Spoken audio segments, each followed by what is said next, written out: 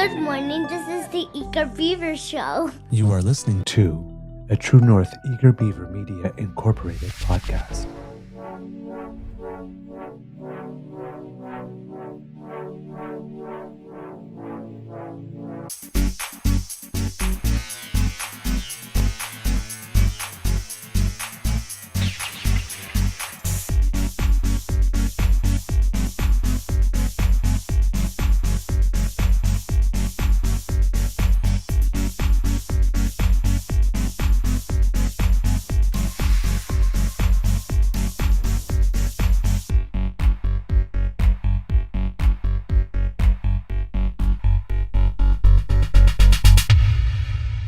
True North Eager Beaver podcasts are proudly brought to you by our founding sponsors, the Miss V Mysteries from Corvid Moon Publishing, your source for science fiction, fantasy, and cozy mysteries featuring a broad diversity of characters.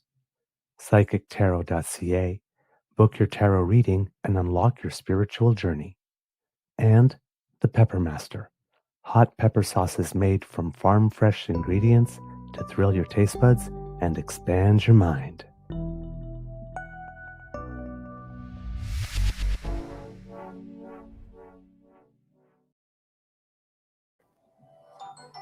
Well, good morning and hello, kids. And I'm sorry, kids and cubs, I have a phone call coming in at the same time. I'll just be right with you in a second.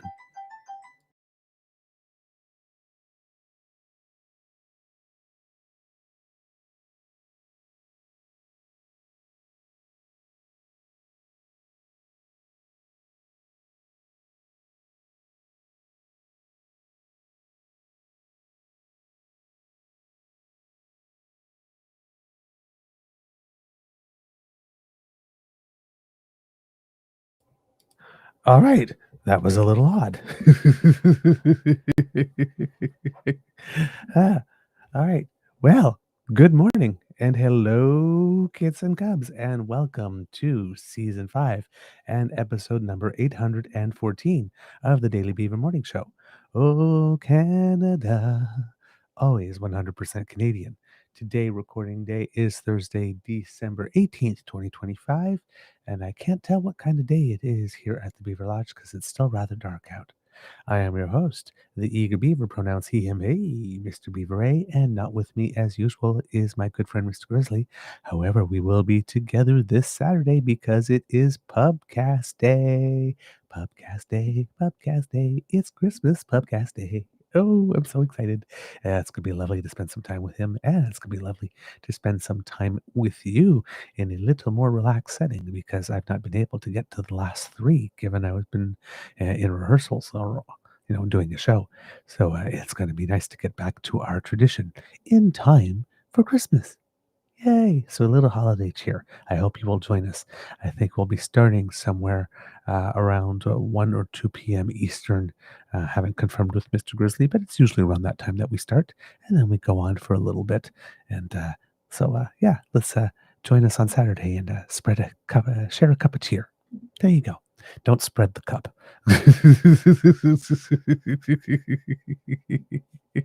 Spread the cheer. Don't spread the cup. All right. Let's see. I don't know if I mentioned our podcast's founding sponsors, but a big thank you to them if I haven't. And if I have, well, then they get mentioned twice. The Pepper Master, the Miss V Mysteries from Corvid Moon Publishing, and PsychicTarot.ca. Kids and cubs, how is your mental health today? Mine doing very well.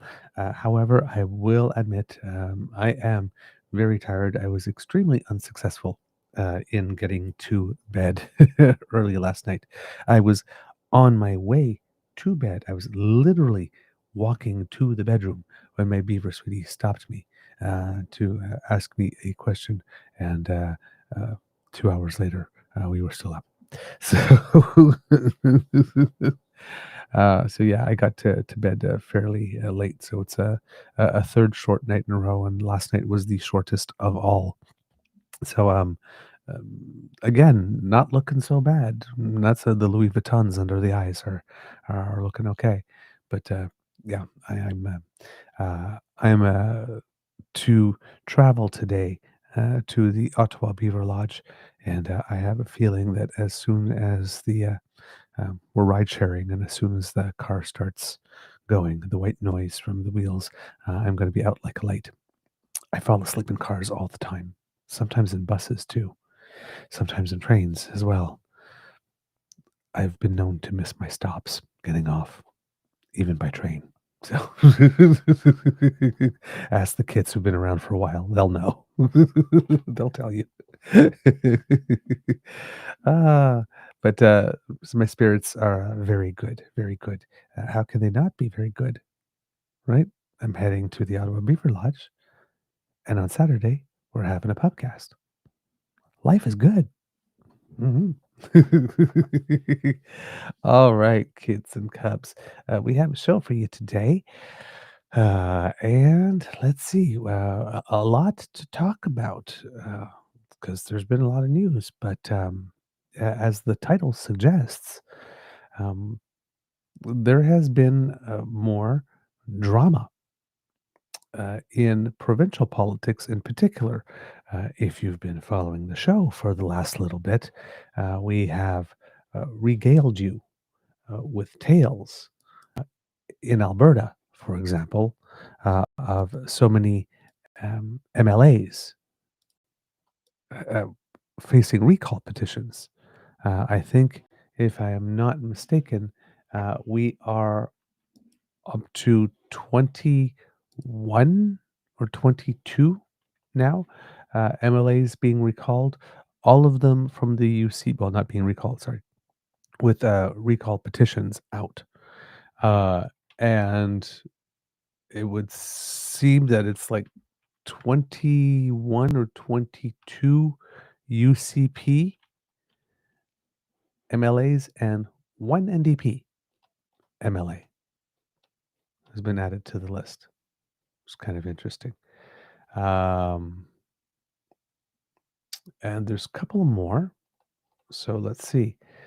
Since we last chatted, we mentioned that Premier Daniel Smith, uh, that petition is gathering signatures, also for Clan Van Dyken.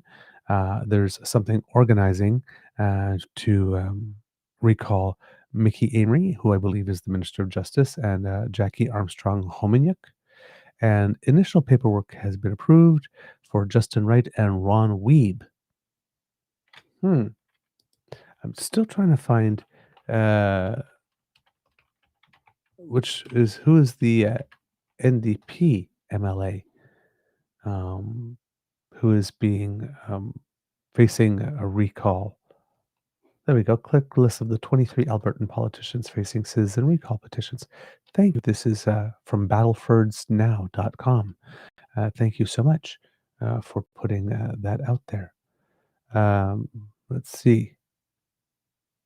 One has been launched against the opposition NDP. Okay, but who is that person?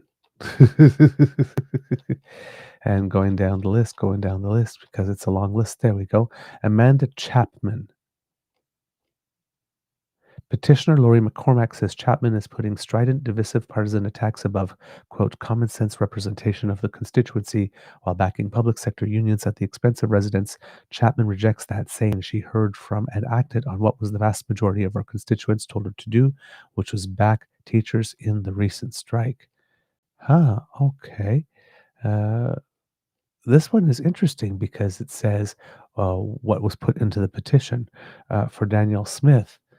Petitioner Heather Van Snick says Smith does not live in the riding, has no, quote, meaningful history in the area, and advances policies that, quote, weaken public services and promote privatization. Smith says she regularly meets with local residents and hosts town halls while championing improvements to roads, schools, and health facilities. Oh, okay. Interesting, interesting, interesting. I better bookmark this one because this one actually gives us a little information about what people said in the petition. Well, what the petitioner filer said when they were asking for the recall petition to be approved. That's very interesting. All right, it's almost like a neighborhood gossip rag. So you have that going on in Alberta, and Then in British Columbia, if you've been following us, you know that that place is one heck of a mess.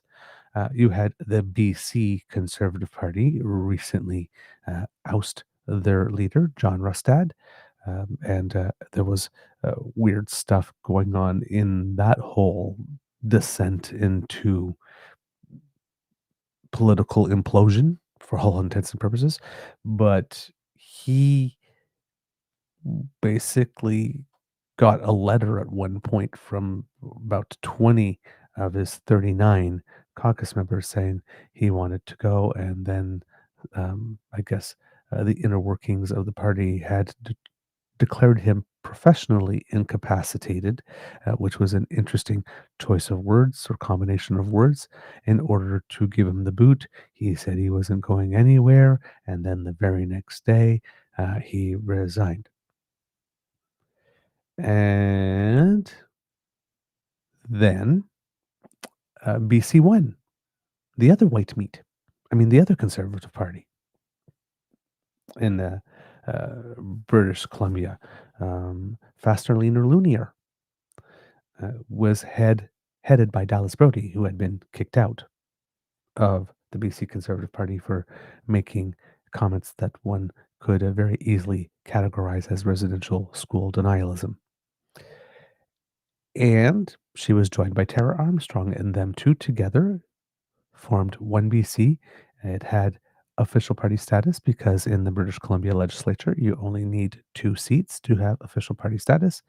And then at some point, because allegedly of a staffer um, that somebody, I guess, wanted to keep and other people wanted gone, and a difference about that, the party split.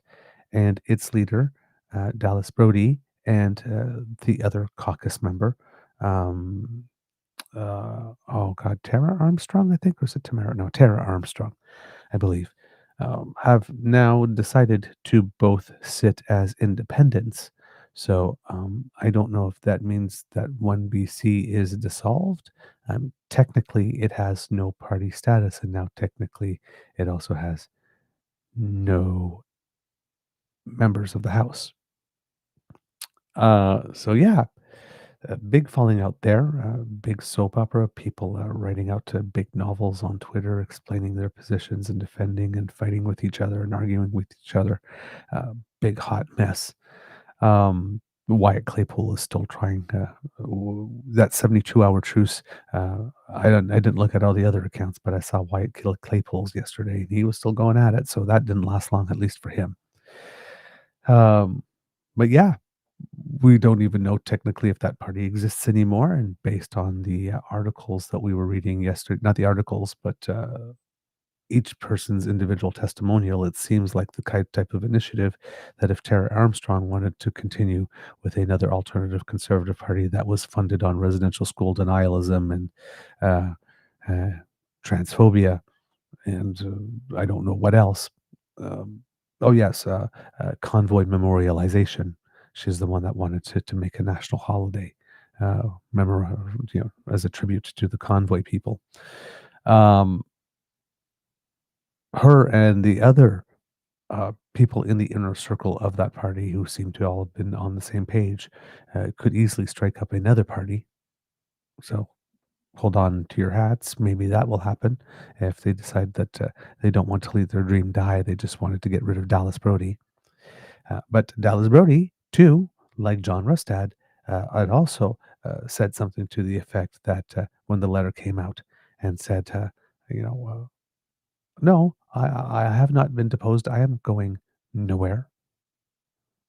And in uh, like I said, weird things in both of them. In the John Rustad thing, it seems that there was some type of search of people's cell phones. John Rustad claims it was a voluntary search, but if you're turning around and saying, because there's a leak, we want to search all your cell phones, and the people that say like, "Fuck, you're not," yeah, that's a comfortable situation, right? And in this one, apparently with BC1, it seems that Dallas Brodie was attempting to uh, reach the computers after, I'm going to guess after she had been told that she's no longer leader. And she turned around and said, "Oh no, we're just starting a little turbulence, but we'll be flying in sunny skies soon enough. That didn't happen. Like, not at all. And then we've been talking to you about what's going on in La Belle Province de Quebec, about Premier Uncle Frankie Legs, François Legault, who has been in the political shitter for all intents and purposes for quite a while, who keeps on holding on, who keeps on thinking that something will happen and the tide will turn and he will have an opportunity to show that he still deserves to be premier when he's pretty much at the Trudeau stage near the end where people are pretty much stopped listening to him, it would appear. And then you have Paul Saint-Pierre Plamondon, who is the leader of the Parti Québécois in the lead, who decided to step in it inexplicably, criticizing cultural communities, which are normally the bread and butter, the home base of the Parti Québécois movement, but criticizing them for not being loyal enough to Quebec because they dared express pleasure that Mark Miller was named Minister of Canadian Identity. So a little bit of a Polyev purity test streak from Mr. Paul Saint-Pierre Plamondon, an unforced error, definitely an own goal. And again, it's just a weird thing.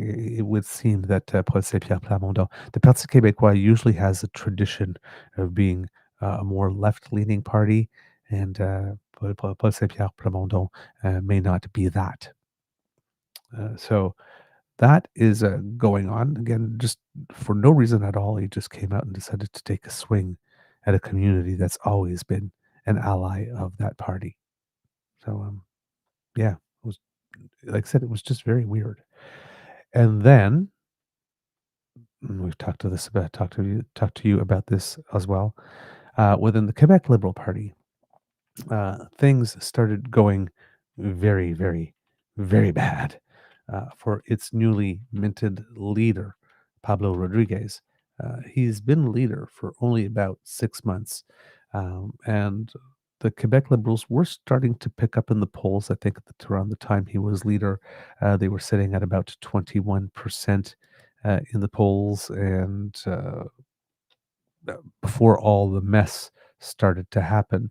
The Liberals had risen to 26. They were clear in second place. It was starting to look like the next provincial election scheduled for October 2026 in the province of Quebec would be a battle between the Parti Québécois and the Liberals, almost harken back to a sort of old school politics.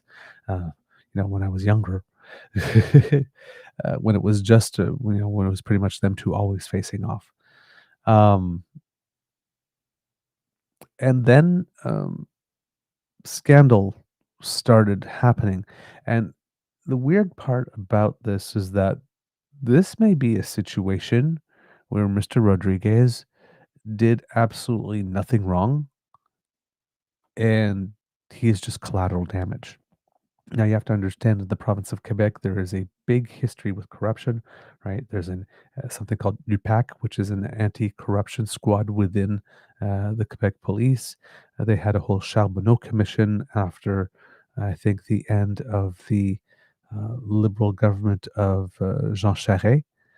Um, because there had been a whole bunch of stuff with political donations and other types of things. And the Charbonneau Commission was a big cultural phenomenon in the province of Quebec. It was must see TV. The hearings were televised.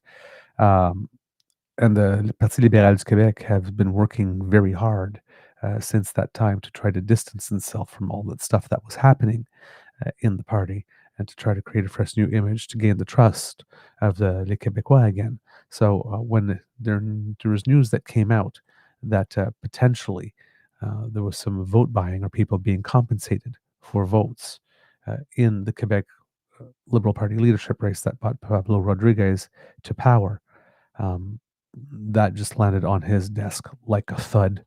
And of course, he got tarred with that. Pablo Rodriguez made a point of saying, "Listen, I've been involved in federal politics for all those years, and there's never been a single thing. So, it's like I do not do these types of things. If I did, it certainly would have come out by now, and I would have been discovered, in my entire lengthy federal career." So, I mean, this is a situation, and Rodriguez certainly didn't need to cheat to win the leadership race in Quebec. So he just might be, just some poor sucker who was standing there and left holding the bag. Could be at the end. The what's in the public domain could lead one reasonably to um, view this as a possibility. Of course, we'll find out more in time, but at the moment, it could look like it looks like he could be a total victim of circumstance because he was leader of the party, but he didn't have a seat in the legislature. This is how it all started, right? So he had named a House leader, Marois Risky, who was very, very popular in Quebec, high profile, well liked by the general population, no nonsense, very effective at her job, all that type of stuff. And he had given a chief of staff or had suggested a chief of staff, which is someone who had worked for him when he was in Ottawa at the federal level. And at some point, Marois Risky fired the chief of staff without consulting the leader of the party, which was viewed as an act of insubordination. And then um, Geneviève Hayes, the chief of staff, then launched legal proceedings against Marois-Risky for having been terminated without cause. Marois-Risky turning around and saying, "You know damn well why it is that you were fired," and that's all pretty much that is being said publicly, and that was pretty much said, I think, in response to a legal statement. Uh, Pablo Rodriguez sitting there going, "I have no idea what's going on or why. Nobody's telling me anything," which makes him look ineffective as a leader. Mawarski not sharing anything with him because she says, "Well, now there's legal stuff, so I can't say anything." She can't say anything publicly, but she could tell him one on one what it is that he needs to know in order to be able to go forward. But she wasn't doing that, so therefore she was booted out of caucus. Around the time that this happened, I think that the very next day there was a news story that came out about the buying of the votes. People talking about brownies or les billets bruns, so basically $100 bills, right? In exchange for the votes. Pablo Rodriguez asked a retired judge to investigate, was doing things to show that he was, trying to control this and trying to manage this. But it seems like he was just handed an entirely unmanageable situation. And then without actually having a seat, not actually being there for the things that happened in order to be able to manage them well. Again, which could make him just again a poor victim of circumstance here in this case. And then more things happened. According to Benjamin Shingler here from CBC News, Pablo Rodriguez has resigned as leader of the Quebec Liberal Party only 6 months after taking over the position, CBC News has confirmed. Rodriguez announced the decision to his caucus on Wednesday afternoon, sources say. He is scheduled to hold a news conference Thursday morning. After weeks of turmoil within the Liberal ranks, sources told Radio-Canada that Rodriguez felt he had become too great a distraction and that his presence was hurting the party. His departure leaves the Quebec Liberals without a leader just 10 months ahead of a much anticipated provincial election, with the separatist Parti Québécois leading in the polls. A growing chorus of Liberals had been calling on Rodriguez to resign in recent days. The pressure on Rodriguez further ramped up after allegations surfaced Thursday of campaign donation reimbursements. Now, when the story first came out, right? Um, because it came out a day after Geneviève Hayes was fired, there was a public perception created that her firing could have had something to do with these alleged buying or compensating people for votes. And that was never made clear whether or not she was. I still don't know if those text message, because it was revealed in a text message conversation, whether those text messages have yet been deemed authentic. Because when the first news came out, it was hard to know if that was the case, and people were making it very clear that such a conversation could be auto-generated using something like ChatGTP AI, or it could be manufactured by two people buying burner phones and then basically orchestrating a conversation that would look bad and then putting that out into the public. So that needed to be done, and I don't know if that has been confirmed yet. This latest news, however, on top of that, is that it was alleged that the host of a fundraising event handed back $500 in cash to roughly 20 people who could not afford the entry price, effectively covering their donations. Such a scheme was illegal under Quebec's election laws. Wow. I'm going to go to that story and then come back to this one. So just taking a little aside to look into that $500 donation. Pablo Rodriguez is once again insisting he didn't know about questionable funding practices during his successful bid for the Quebec Liberal Party leadership. The party issued a statement Tuesday responding to the latest allegations published in Le Journal de Montréal. The newspaper reported that some donors at a private fundraising event were reimbursed for their $500 contributions to Rodriguez's campaign with cash-filled envelopes. According to the report, roughly 20 people who couldn't afford to give $500 had their donations covered by the host. Quebec law specifies that each individual is responsible for their donation and cannot use the name of another person to give an additional donation. In the statement, the Liberal Party confirmed Rodriguez was present at the event last April, but maintained that neither he nor his team had any knowledge the payouts were taking place. The party said it has been able to identify the event's host and has mandated a lawyer to file a formal notice with Quebec's anti-corruption unit, UPAC, and the province's chief electoral officer to ask them to investigate. Quote, this act is unacceptable, contrary to the ethics to current rules, and has never been part of the campaign's practices, the statement from the Liberals said. It was carried out without authorization, without directive, and completely without the knowledge of Pablo Rodriguez and his team. According to Radio-Canada sources, the host in question is businessman Emmanuel Cabral. This information was first reported by La Presse. When Radio-Canada reached his lawyer, Mario Proux, he declined to comment. He did, however, refer Radio-Canada to comments made by an unnamed lawyer in the Journal de Montréal. In that article, the lawyer says advancing funds to someone who later reimburses you is not illegal. The allegations represent the latest blow to Rodriguez and the Liberals, who have been in turmoil for weeks. The political storm began on November 18th when Liberal MNA Marois Risky was suspended from caucus and removed from her position as a parliamentary leader for firing her chief of staff, Geneviève Hens, without consulting Rodriguez. The next day, the Journal de Montréal published alleged text messages suggesting that some members of the party had received $100 to vote for Rodriguez in the leadership race. UPAC has already launched an investigation into the alleged pay-for-vote scheme. Rodriguez has maintained he knew nothing about that arrangement as well. The allegations and inner turmoil have led some Liberals to call for the leader's resignation, who worry about the party's reputation heading into an election year. Rodriguez has insisted he will stay on as leader. And yet another, I am not going anywhere. And then the next day, he's going somewhere. 3 times. Within the space of a month, about. 3 leaders. Yeesh. According to Radio-Canada sources, members of the Liberal Party are set to gather Wednesday morning to discuss the latest allegations. That was yesterday morning. And that led to Pablo Rodriguez announcing that he would indeed be stepping down. Wow. So there you have it, kids and cubs. Let's see if there's anything else here. Rodriguez is a former MP and cabinet minister under the Trudeau government. He left federal politics in January 2025 to enter the leadership race for the Quebec Liberals. He has only been at the helm of the party since winning the leadership in June. The Liberals are the official opposition at Quebec's National Assembly, with the governing Coalition Avenir Québec holding a significant majority. The Parti Québécois has been leading in the polls for months, while support for the CAQ has plummeted. The election is set for October 2026.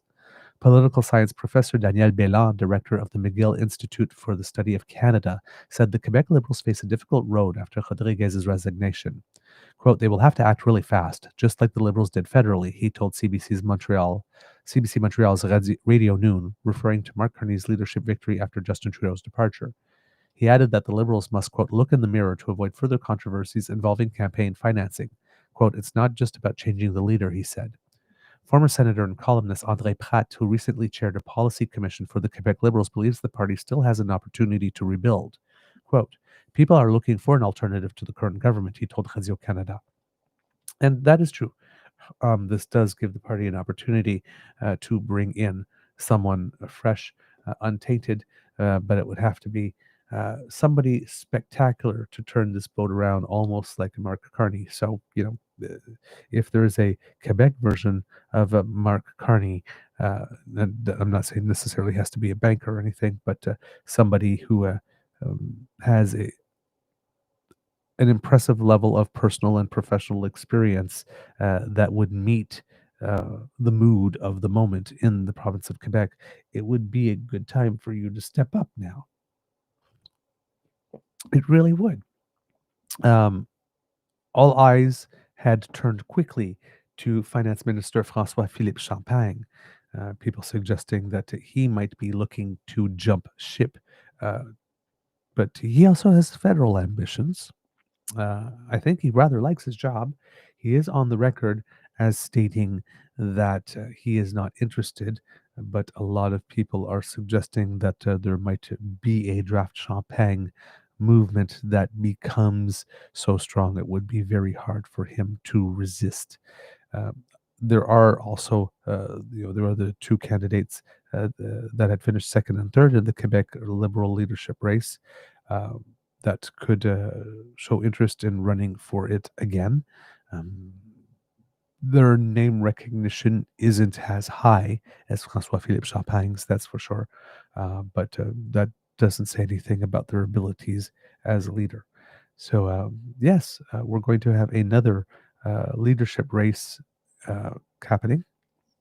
And because we're going to be having one for the PEI, Progressive Conservatives, as well, given that the interim premier has stepped down in order to run officially for that position.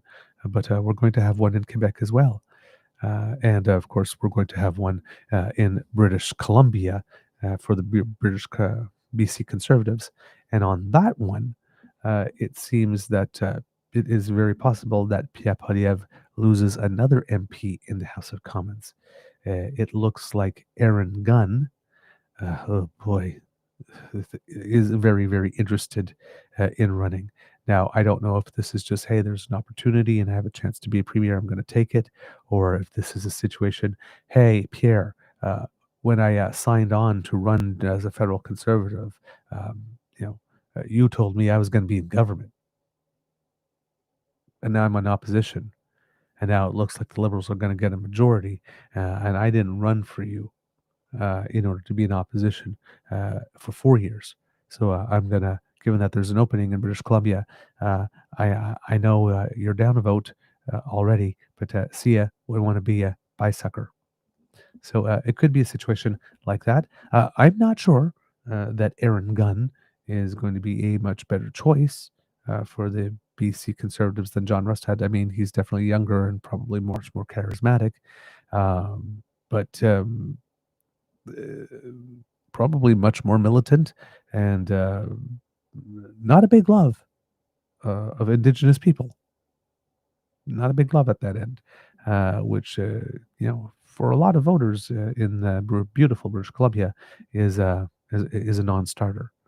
So we'll see, but yeah, he's got ambitions. It would appear, and now that it looks like the shine and the luster has, well, for those who like what Paradise was offering, the shine and the luster is rubbing off a little bit on him. People might be making other choices for the next few years. But yeah, it looks like Aaron Gunn is seriously considering jumping ship. So that would be another loss for the federal conservatives. So yeah, lots going on in provincial politics. Some provinces are just an outright mess at the moment. So I guess we'll see what happens. Hang on to your hats because there's more drama than a soap opera and a reality TV show combined in provincial politics. It's I can't imagine. I can't imagine that all of this turmoil, right? Particularly in this period, again, or at least federally, the ballot issue still appears to be leadership. Um, if it's not also leadership in the provinces, as being the ballot question, all these examples of leaders imploding, of parties breaking up, of internal squabbling, of underhanded practices, all this type of stuff, um, all stands in sharp contrast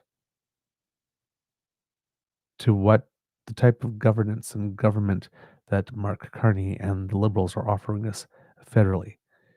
Quiet, not boastful, competent, professional, effective, serious. The- Again, there's just this contrast. It's like so sharp. And if the CAQ is uh, a conservative style party, and the Parti Québécois is turning conservative, and the UP most certainly is, and the BC Conservatives mostly are, and one BC mostly are. What the hell's going on in the conservative movement?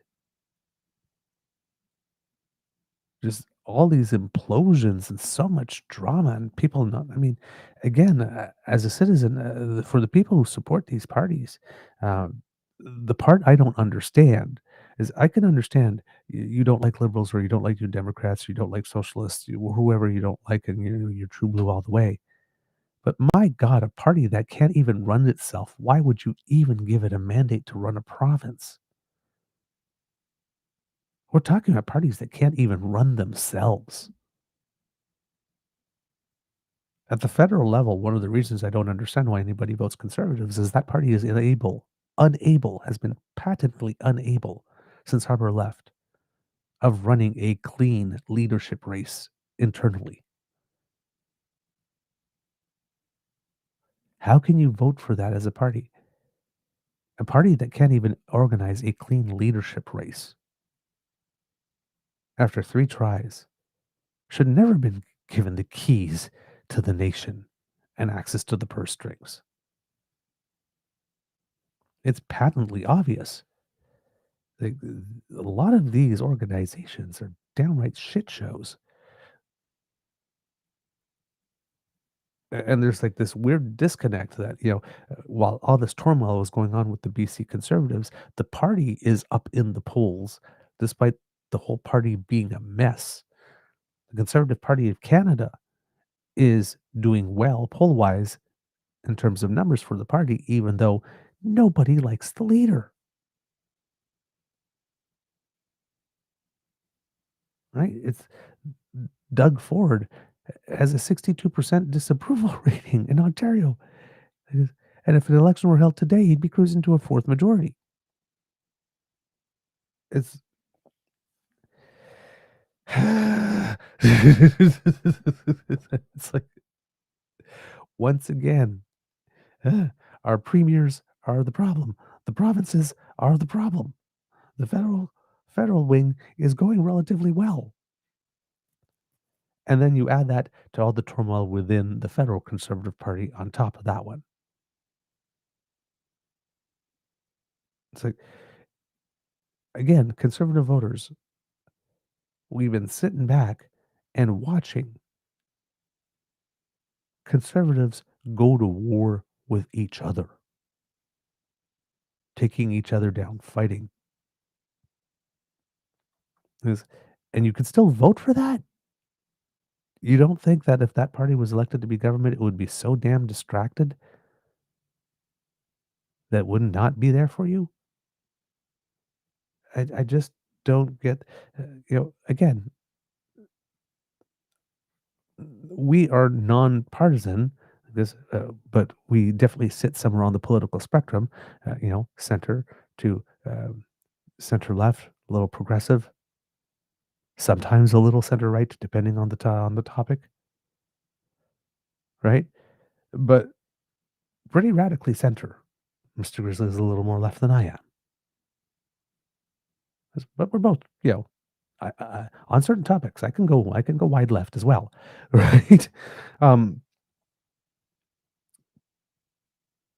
all of us who are sitting there, like this, we're just watching this happen. We're watching these people, insult each other and air their dirty laundry out in public and try to cut each other down all the time. This- And we're just sitting there and we're going like, You all are a mess. We preach holding the party you prefer accountable, first doing that, Everything you expect of the opposition parties that you don't like, you need to expect it double from the party you support. And if you are not getting that, it is your duty to hold them to account, not just rubber stamp everything they do because they're wearing the same team colors. I vote for this party no matter what. Well, if the party takes a turn, you better stop voting for it. If the party leaves you, like, stop voting for it. Make another choice. In my lifetime, I've voted for no fewer, I think, than 5 different federal parties. I'm seeing all these people losing their minds about the floor crossing. It's like, no, no, it really needs to be subjected to by-election. It's like, listen, I understand that you don't like the system the way it works at the moment. But, this is the system that we've had since Confederation. It's a system we've had since before Confederation, actually. We all know the rules of the game, or we should at least. You should really understand how your system of government works before you vote. But we all know the rules of the game and we all signed on to them before we played. It's like, don't come crying to us now. Floor crossings are a totally legitimate part of our process.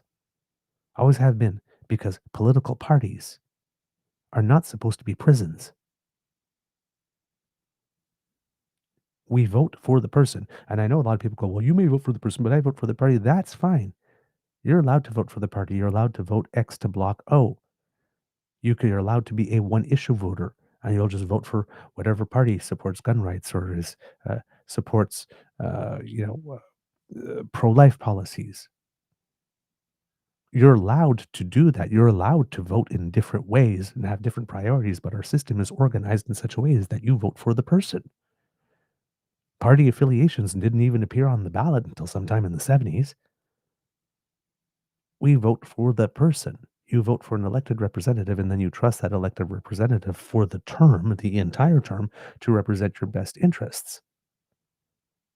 And you trust that if your elected representative notices that the party strays away from its mission, its mandate, its core, if the party leaves you, the voter, if the leader goes sour, your elected representative has the freedom to say, you know what? I was elected by these people to represent their interests. I was elected to be the voice of these people to the party, not the voice of the party to these people. And the party is doing things that are not in the best interest of these people. As their representative, I am going to use my best judgment, my discernment, and I am going to take myself somewhere else. I'm going to continue operating either independently or under another banner in the best interests of my constituents. And when my 4-year term is done, my constituents will deliver the verdict on how well I have represented them. Why would you want to lock your elected representative into a position in which they absolutely cannot leave their party without losing their job if their party goes AWOL? Why would you want that? Why would you think that that's a good idea? Right? You Political parties are not prisons. They are merely private organizations that are used to coalesce people who are of like mind, to make organizing easier, to reduce the cost of things, to offer each other support and help, to have a centralized place that takes care of logistics that makes things easier. But I mean, it's not a prison. It's not something to which you swear a blood oath. You don't want to lock your member in. Like, if you choose not to vote for the person, that's your choice. But if your elected representative decides that it is in your best interest for them to operate under the banner of another party, it's not undemocratic. Our system expressly allows for it. It has happened greater than 300 times in our history since Confederation. Sometimes it goes your way, sometimes it doesn't. But it is not undemocratic. And also, if you don't want to lock your elected representative in, why should you, as a citizen, if you like your elected representative, have to potentially lose them to a by election because he or she or they made a decision to step aside for the party because they believe that that was in your best interest? Why would you want to risk having to lose your representative if you like them? Because they made one of the toughest decisions that there is to make when you are in party politics. See, you, we are in an era where there's a competition between two different types of politics going on: pragmatic politics and principled politics, or slash partisan politics. What people are calling principled politics, but it's really partisan politics. You have Mark Carney, extremely pragmatic. Danielle Smith has essentially been calling them liberals evil for the God knows how long. But he'll sit down and he'll work with her. You want a pipeline? Whether he's pro pipeline or not, he hasn't said it. You want a pipeline? Okay, let's create the conditions for there to be one. And now the ball's all in your court. Let's see if you can meet them, boo boo kitty. Rather than just a straight out no. He's willing to work with people across the aisle.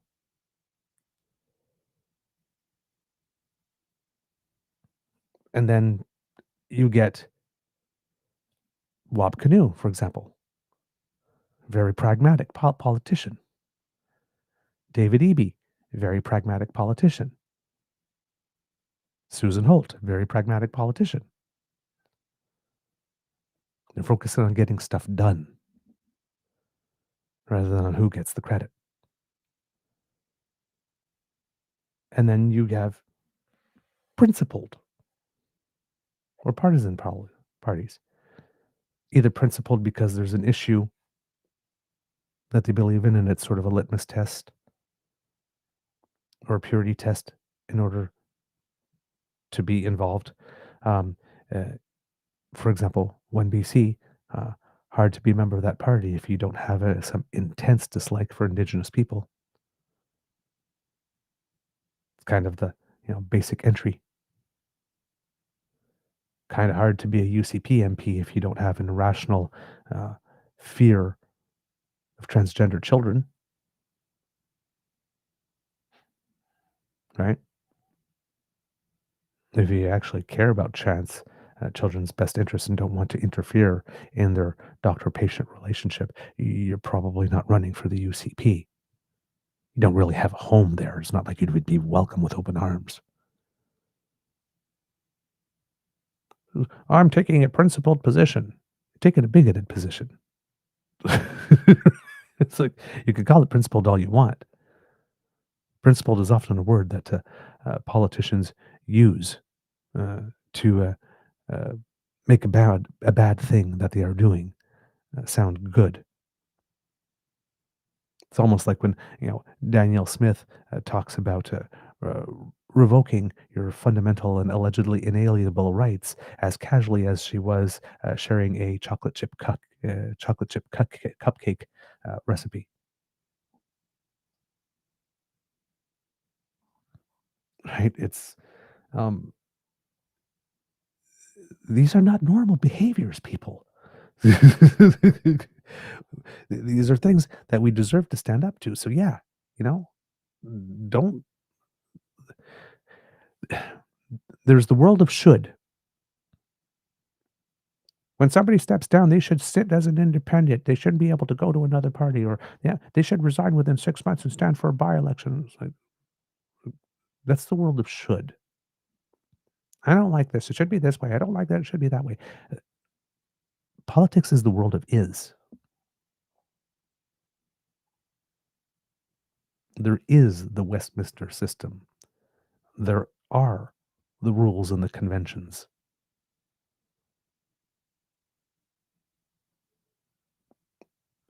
And we're playing by them. Not liking something is not enough to make it undemocratic.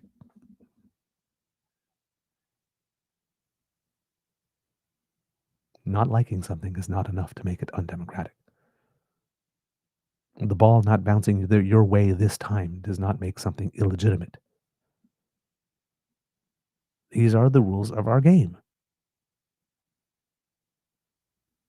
It is really important to know how your country functions.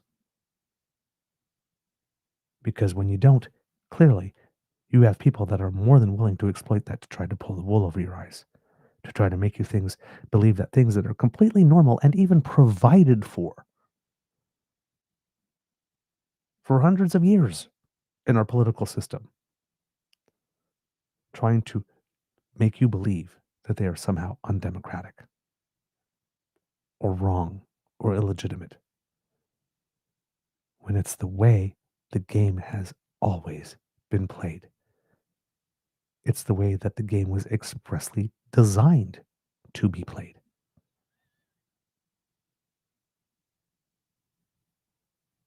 Again, if you love your country, you gotta take it out on a coffee date at least once or twice and try to get to know it. Or else how can you say you love it? All right.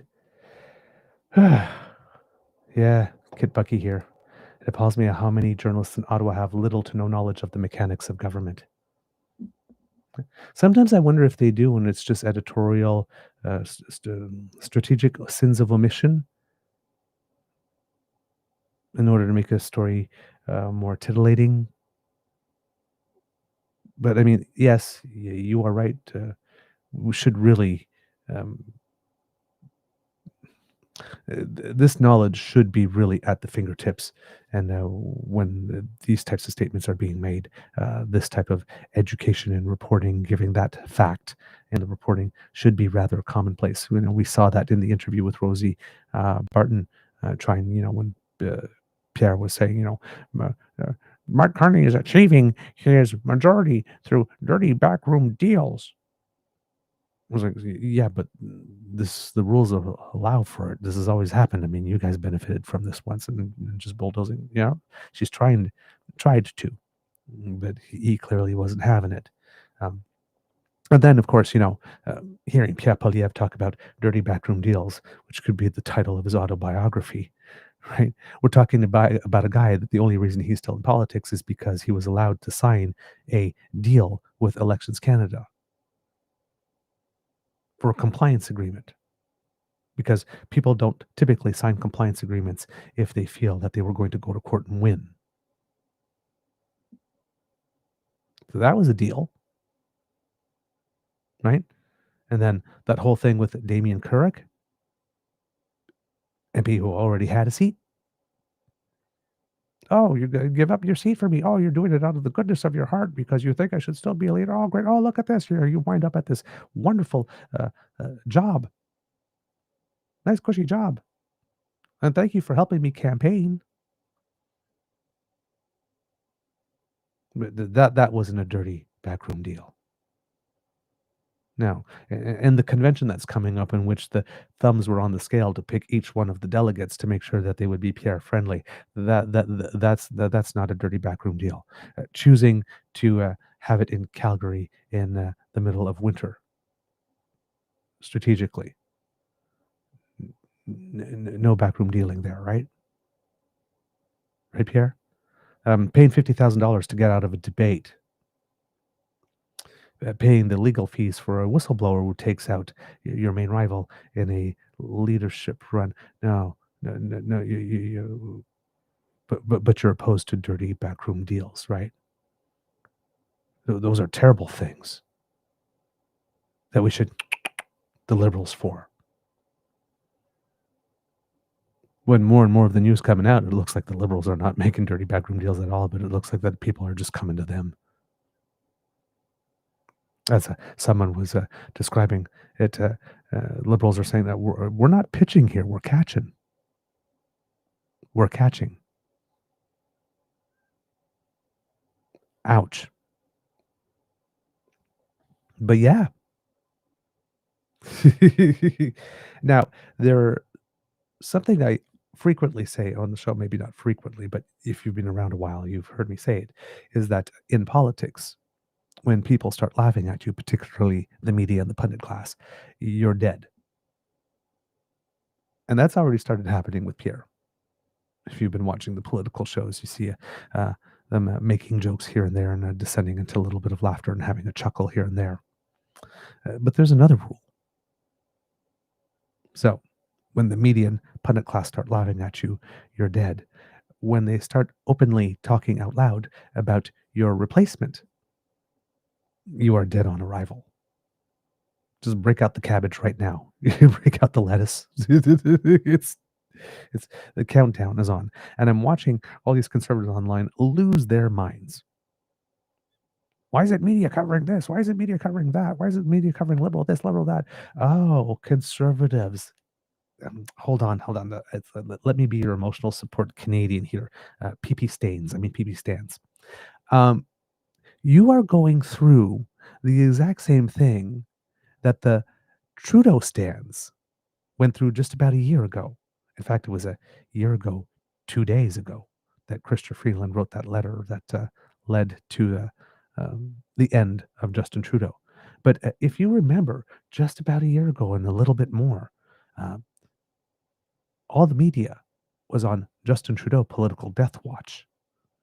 Every single day, hour after hour, pretty much every story. When's he going? When's he going to go? When's he going? When's he going to go? Why haven't they kicked him out yet? Why hasn't he taken the hint yet? Why is he still here? When's he going to go? Doesn't he know people want him to go? When's he going to?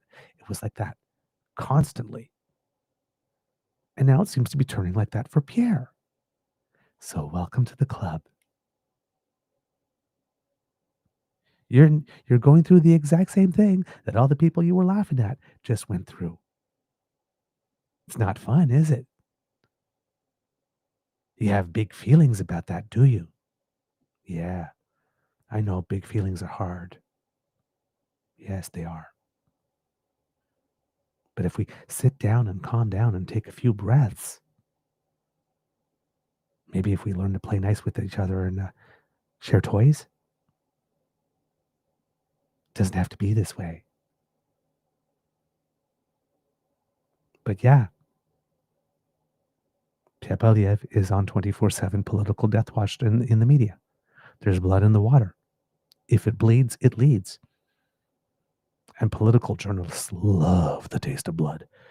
The boy's wounded. It's going to be a death by 1,000 cuts. But you have, for all intents and purposes, dead man walking. The moment has passed Pierre Poilievre by, and he appears to be the only one who doesn't know it yet. But Tasha Keridan, noted liberal hack. Tasha Keridan. In the National Post, noted liberal rag, had an article or an opinion piece published on the 16th titled "The Conservatives Who Could Replace Pierre Poilievre."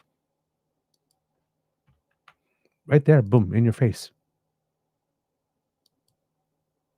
Just like that, posted. That didn't take long. Is Conservative leader Pierre Poilievre a dead man walking?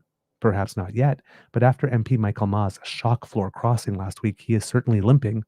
The defection reignited the conversation about Poilievre's leadership that started at budget time when Conservative MP Chris d'Entremont defected to the Liberals and fellow MP Matt Genereux resigned to sit as an independent, bringing the Liberals within sight of a majority government.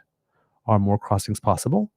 Quote, I expect two more at least, one Conservative caucus member told the National Post.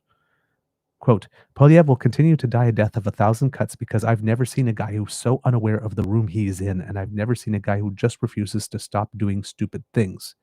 And as stated on the political shows, the article is circumspect as to whether or not this person speaking on condition of anonymity is one of the two people. Judging by that quote, I've never seen a guy who's so unaware of the room he's in, and I've never seen a guy who just refuses to stop doing stupid things. I would guess that if that person is not one of the two, potentially the third. But I've also got to get a better script. Poilievre's also got to get a better script. In a year-end interview with the CBC's Rosemary Barton, when asked about Ma's floor crossing, he said it was a, quote, problem of Mark Carney's leadership and then pivoted to canned statements about, quote, a costly Liberal majority. It wasn't just the lines that were tired. Poilievre himself looked weary, stumbling over words at one point, unlike the fiery fire of the last election. Oh my God, Tasha Keridan and I actually agree? Gee, stop the presses.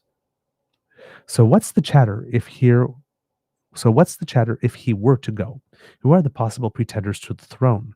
The caucus contender, Jamil Javani, building himself up a nice little database of names and phone numbers and email addresses with his tours, showing up on TV, offering year-end interviews, stating how if the prime minister wants my help, I'm certainly glad to help, which is a complete opposite stance of the one of Pierre Poilievre, you remember? Prime Minister Justin Trudeau asked him sometime, I think it was early in the year before stepping down, had a meeting of all the opposition leaders and asked them if they had any contacts in the United States to work them in the name of Team Canada. And Pierre Poilievre proceeded by doing sweet fuck all. And I have Jamil Jamani taking a whole different tone. Hey, Prime Minister, JD France is my friend. If you want my help, I'd be glad to help. Yeah, watch your back, Pierre.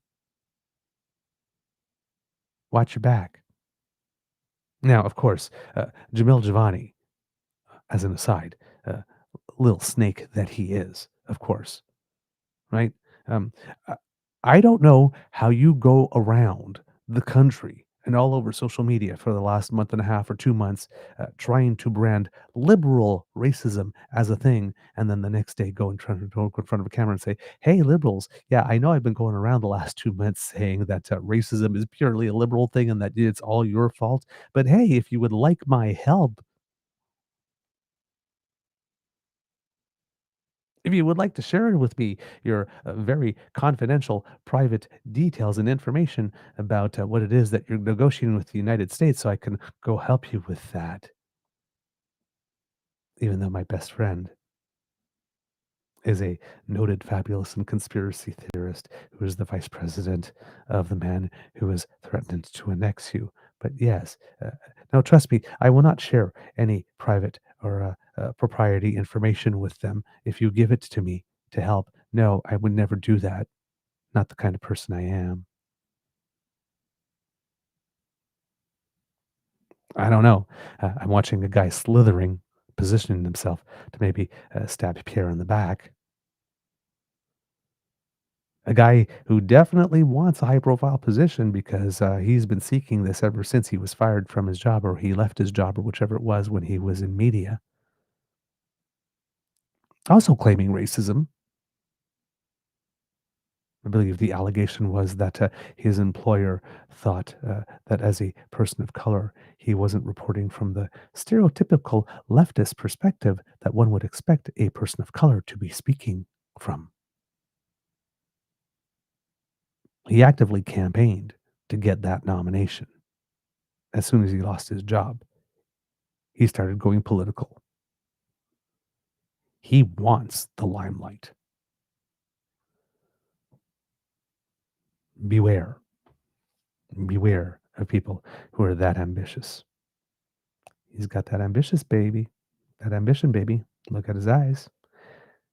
This week he's mopping floors. Next week it's the fries. I'm not saying he a backstabber, but he ain't messing with no joke.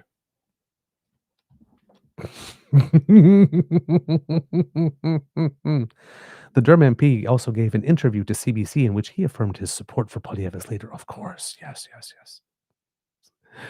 I totally support you. I've got your back. Oh, trust me, I got your back.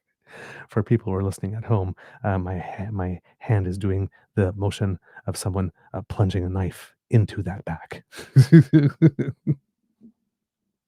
But when asked whether Poilievre could stay on if he lost another MP to the Liberals, Giovanni diplomatically said, "I can't speak for him."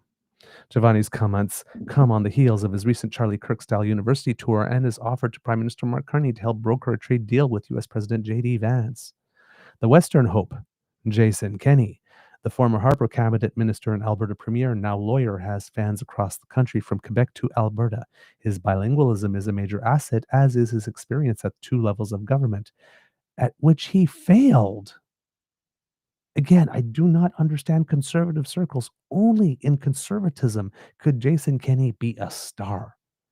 He has bungled every single file he was given. He went to Alberta, united the right, and then won a majority and got booted out of office before his term was over. He warned about the lunatics trying to take over the asylum, but he's the one that built the asylum and gave them the keys. And then when he couldn't control the monster he created, Premier Frankenstein got the short end of the stick. Again, see, I do not understand when they're turning around, they're saying, as his experience at two levels of government is a major asset. He sucked in both jobs. Yes, he was loud. Yes, he was vocal. Yes, he got a lot of TV time because he was willing to be the belligerent pit bull. But he was not good at his job. He was good for a while as Minister of Immigration in terms of, doing outreach to ethnic and cultural communities. Yes, that he did a very good job, but then the Conservatives blew all that up by being racist. So it's like, but every other file that he's touched, he's been terrible at. He united the right while still keeping his MP seat. We paid him for months and months and months to do a job other. And then he ran for the position while he was still an MP. Then moved over and botched the whole thing so badly that he got himself kicked out. Why would you want to bring that type of experience back? Only in conservative circles could Jason Kenney be a star. At an event hosted by the Canadian American Business Council in Ottawa last month, Kenney swore to me he wouldn't be interested in the federal leadership, but he's also busy giving interviews to various news outlets this season, including French language CBC. Never bad to stay on the radar. The Bay Street scion, Mark Mulroney. Rumors were swirling in the spring that fellow bankers were seeking to mount a leadership campaign for Mulroney, then vice chair of global banking and markets at Scotiabank, after Poilievre lost both the election and his seat. Sources say the business crowd was unimpressed and want someone a little more friendlier to their cause. This fall, however, Mulroney became global vice chair of CIBC, which according to some might dampen his enthusiasm for the grind of a political job. I think a global vice chair of CBC is a job that comes with about like a $500,000 a year salary or something. So he would be taking an extremely big pay cut to be prime minister. Of course, being prime minister comes with a whole bunch of other advantages that can be beneficial to you later on in your career when you go back, and you could probably make that money back relatively quickly. The Canada Firster, Doug Ford. The Ontario Premier's Captain Canada maneuvers are just the latest moves that have people talking. Ford's name has been floated for years as a possible federal Conservative leader, but others say he'd be eviscerated by the party's base, who feel he betrayed Poilievre in the last election. Nonetheless, sources say there are MPPs ready to go for the leadership of the Ontario PC party if Ford takes the federal plunge. And on that one, you can bet that if Ford goes, there's going to be active campaigning by the Poilievre Conservatives to undermine him at every frickin' turn. again. Fight, fight, fight. But that might be a while because if Carney does get another floor crosser to form a majority, and there is mm, it is not necessarily guaranteed that that floor crosser would come from the Conservatives.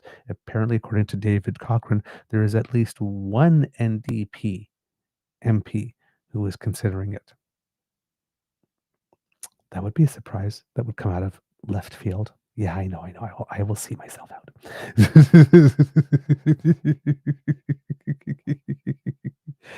Wow. One insider predicts that the upcoming leadership review is the least of the opposition leader's worries. Quote, Pierre's challenge will be when his caucus wakes up and realizes the power of the Reform Act, which Pierre and other caucus members used to get rid of O'Toole. The big question will be whether this is in the spring or the fall. Stay tuned. Oh, Pierre. Pierre. Couldn't have happened to douchier guy, right? But I love it. They are openly talking and writing about who could replace Pierre. And again, remember, the line up until now has been, well, Pierre is safe because there's nobody organizing in order to replace him. But now we're talking openly about people who could replace him. And as I mentioned on a show a few days ago, um, uh, Mia Rapson, I think it is Canadian Press, said on a political show that she had started hearing rumblings of people who would be interested if an opportunity opened up, even though they weren't necessarily itching to push Pierre out because, well, he's so popular within the party that everybody assumes it's a given that he's going to win. And again, because the delegates were selected a while ago. If the delegates were being selected now, we might have reason to believe that he might be in trouble. Um, but he still needs to get a decent number. Another opinion piece. Eric Blais, president of Headspace Marketing in Toronto, a marketing communications firm helping clients build their brands in Quebec. Pierre Poilievre's weekend appearance on CBC with Rosemary Barton wasn't remarkable for what he said. It was revealing for what still couldn't be said. There was no acknowledgement that losing an election he was widely expected to win might merit reflection, no acceptance that losing his own seat could justify a rethink of political style built almost entirely on abrasion and permanent offense. The instinct remained familiar: deflect, reframe, move on. Viewers noticed. They always do. I'm no yogi, but even a passing familiarity with human behavior suggests a simple sequence that applies as much to leadership as it does to personal growth. Acknowledge, accept, let go. Acknowledge what happened, accept what it says about you, then let go of the habits that no longer serve you. With many voters, including conservatives, are waiting for from Poilievre isn't contrition or therapy, it's evidence of processing, a signal that he understands the difference between a style that electrifies a base and one that reassures a country. The resistance to reflection didn't begin on election night, it was baked into the Conservative campaign itself. In Quebec, the party ran a spot featuring Poilievre speaking directly to the camera. Quote, some people think my style is too much, too direct, too blunt, too negative, too weird, too nasty. You could have kept on, he says. Then he pivots immediately. I wonder whether we're supposed to be cute and docile when negotiating rates with Donald Trump back in control, putting Canada first. It's a revealing exchange. And also because if Pierre Poilievre believes that walking into the room and being an abrasive dick like he is in real life with pretty much everyone else would get him far with Donald Trump, he would be quickly getting the Zelensky treatment. It's a revealing exchange, not because it defends toughness, but because it defends the alternative as weakness. Those who bristle at his tone aren't voters to be persuaded, they're caricatures to be dismissed. The ad doesn't speak to them, it speaks over them. In doing so, it captures something essential about Poilievre's political identity. He doesn't see his style as a potential liability to be managed, but as a test of loyalty to be passed. The apple-eating, camera-staring career politician who has pursued this prize since his student days has one dominant mode: attack, and little interest in modulation. The problem is that general elections are not auditions for conviction. They are exercises in reassurance. That tension was captured bluntly by Corey Tenike, Doug Ford's longtime campaign manager, on the Curse of Politics podcast. Quote, "Do I believe that a personality transplant is possible? No," Tenike said. Then he added the part that most campaigns quietly accept. Quote, "That said, we have all helped a number of candidates look like less of a prick than they actually are in real life." Hmm. No one is asking Pierre Poilievre to become someone else. They're asking whether he's willing to sand down the edges that keep large number of voters from ever imagining him in the job. And that's where the medium itself should have mattered. A one-on-one interview with the CBC's Barton is not a neutral backdrop for a conservative leader who has spent years attacking the public broadcaster. The appearance alone could have carried a message. I'm here because it matters that I speak to all Canadians, not just the ones who already agree with me. Instead, Poilievre largely repeated what he has long preached to the converted, assuming they were watching. The opportunity wasn't squandered by a wrong answer, but by a refusal to recognize the moment for what it was. Ironically, many of the voters Poilievre now needs might still be ready to let go of their concerns about him as a future prime minister, but they can't do that for him. They're waiting for the signal whether he shows he has processed the loss, absorbed the message, and adjusted accordingly. Until he can acknowledge the loss, accept what it revealed, and let go of a style that narrows his appeal, interviews like the one on CBC won't move him forward. They'll simply confirm that he's still fighting yesterday's fight by blaming the other guy while the country waits for something different. And there you have it, kids and cubs. Pretty plainly delivered. All right, let's see. I had more stuff that I wanted to present to you today, kits and cubs. However, I do have to go if I'm going to catch my ride. So I'm going to have to pass on those for now and maybe do them on tomorrow's show because we had some data on inflation and some data on immigration that is very interesting. And there's been some developments with the Buy Canada policy. Today, the Prime Minister and the Premiers are also meeting. It's going to be a virtual meeting. And because, kids and cubs, yours truly lives for the awkward moment. I'm going to be very interested in seeing the dynamic between Premiers Eby and Smith. Unfortunately/fortunately, they're not going to be in the same room and not being forced to breathe the same air, which means we probably won't need paramedics on call because somebody will just jump at the table in anger and seek to throttle someone along the way. So we won't get that kind of drama, kids and cubs. But it will be interesting to see whether or not. The thing is, even with all of them not even being in the same room, we're not even going to be able to see whether or not Danielle Smith gives David Eby some looks that kill glances. But everybody's going to be I'm sure, watching to see what type of dynamics or how it is. When one person speaks and then somebody speaks after, whether or not how hard they are trying to cut the other person's message. So we will see that. But yeah, big day here. All right, kids and cubs. That's the end of this episode of the Daily Beaver Morning Show. We hope that you love listening to us because we love making this for you. Remember, sharing is caring and word of mouth is priceless. So please tell your peeps and poops all about us. We really appreciate it when you do, especially when you say why it is that our content resonates with you. So thank you very much. That is advertising we cannot buy. If you would like to help us, kids and cubs, you can surf on down to the True North Eager Beaver Media Incorporated YouTube page, where you can click on our buttons like, share, and subscribe. And if you're watching now, remember, if you smash now with our buttons, you don't have to remember to do it before you leave. That QR code will bring you right there. Kits, Elaine, and Cassie will approve. Thank you for helping us with the algorithm and making our numbers grow. We really appreciate it. Now, kids and cubs, if you would like us to help you because you are on the go, well, hey, thanks to the Ray Girl, boom, scan this QR code, and that will bring you to our pod page, podpage.com/the True North Eager Beaver with a hyphen between each one of those words.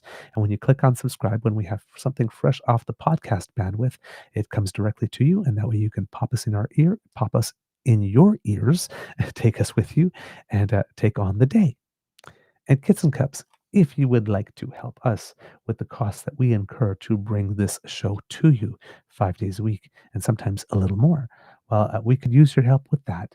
And you can do so by scanning this QR code that just appeared, which will bring you to our coffee page. That's coffeeko-fi.com /eagerbeaver, all in one word. And there you will find the emergency hydration, our tip jar, where you can leave us a little something to say that you appreciate the show. And this then goes back into this cup to help keep your beaver nice and moist. Because a moist beaver is a very happy beaver. It also helps us cover internet fees and subscription fees and other stuff too. It doesn't all go into the cup. But we thank you for your support. And if you are watching on our YouTube channel, memberships and super chat, if you're donating that way, thank you so much. Very grateful for your contributions. They mean the world to us. Kits and Cubs, if you are not able to contribute financially, please do not worry, because the gifts of your attention and participation are the ones that matter the most to us, and we want to hear from you. TrueNorthEagerBeaver@gmail.com is our email address, so you can let us know what you think about the show or offer us suggestions for guests. It's also the email address you can use if you are buying Canadian and you want to donate. A direct bank transfer from your bank to ours cuts the U.S. broligarchy out of your donation and make sure that the portion that would have normally go to them goes to us, so your donation goes further. Thank you for your support.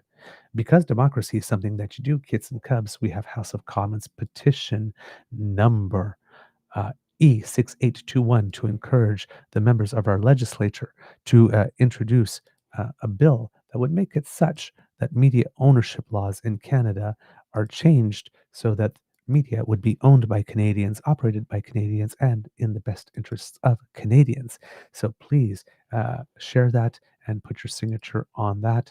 It's really important that we get some movement on this, and we are at 7,546 signatures today. So a little bit of growth. And like I said, share it with your friends, because I'm sure a lot of people would be much more would appreciate having Canadian news by Canadians, and not having the what the Americans who own a lot of our news media want us to know. We should be telling our own stories here. All right. Words of wisdom, Kits and Cubs. Again, I think I'm going to talk about all the wonderful virtues of naps once again, because I'm going to be having one soon. So if you need a nap, take one. And Kits and Cubs, I don't really have any extra wisdom for you, Kits and Cubs. I'm just going to say again, get some rest. We're entering into a very, very busy season. Also, if you haven't gotten your COVID and flu shots and all that kind of stuff, this would be a good time to go.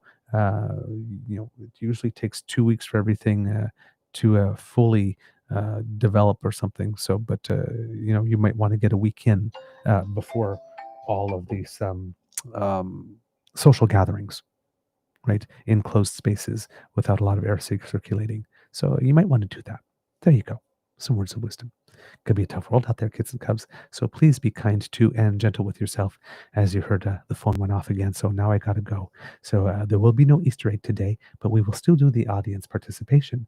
Kits and Cubs, if you could say, Mr. Beaver, please cue the cock on 1, 2, and 3. Oh, Kits and Cubs, you are delightful and wonderful as always. I will oblige, and I will see you tomorrow from the Ottawa Beaver Lodge, and then Saturday for Pubcast. Yay! And with that, oh, yes, I should actually cue the cock, shouldn't I? There we go. You are listening to a True North Eager Beaver Media Incorporated podcast. The True North Eager Beaver podcasts are proudly brought to you by our founding sponsors, the Misfit Mysteries from Corvid Moon Publishing, your source for science fiction, fantasy, and cozy mysteries featuring a broad diversity of characters, CanadianTarot.com, their uniquely Canadian online eclectic tarot community, and the Peppermaster, hot pepper sauces made from farm-fresh ingredients to thrill your taste buds and expand your mind. We are grateful to the Crier Media Network for its support, Pete Jarvis for our artwork, and Paul Joseph Something for our opening and closing sequence music.